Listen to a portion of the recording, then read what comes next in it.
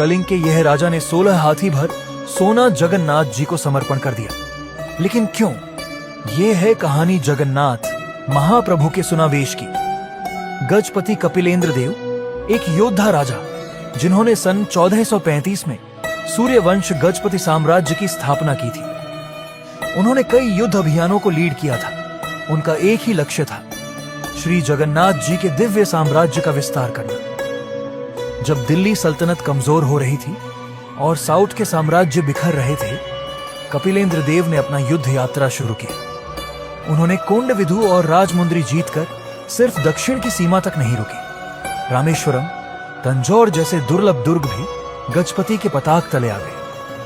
सन 1450 के दशक तक जगन्नाथ साम्राज्य गंगा से लेकर कावेरी तक फैल चुका था। और फिर हुआ कुछ ऐसा जो किसी ने सोचा भी नहीं था। दूसरे राजाओं के विपरीत कपिलेंद्र देव ने युद्ध में जीते हुए सारे सोने से अपना खजाना नहीं भरा, बल्कि 16 हाथियों पर लादकर वो पुरी लौटे और सब कुछ जगन्नाथ प्रभु के चरणों में समर्पित कर दिया। यह दान नहीं था, यह एक घोषणा थी, मैं सम्राट नहीं हूं, मैं तो केवल उनका सेवक हूं।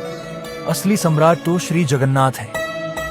और इसी समर्पण से एक परंपरा का जन्म हुआ, पहला सुनावेश, या कह सकते हैं राज राजेश्वर वेश।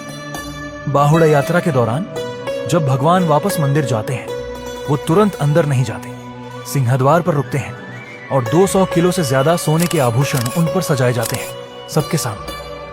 श्री चूड़ा, हाथी फूल, चक्र, शंख, स्वर्ण तिलक और अनेक दिव्य अलंकार। यह है जगन्नाथ का राज राजेश्वर रूप, जिसका मतलब है किंग ऑफ किंग्स।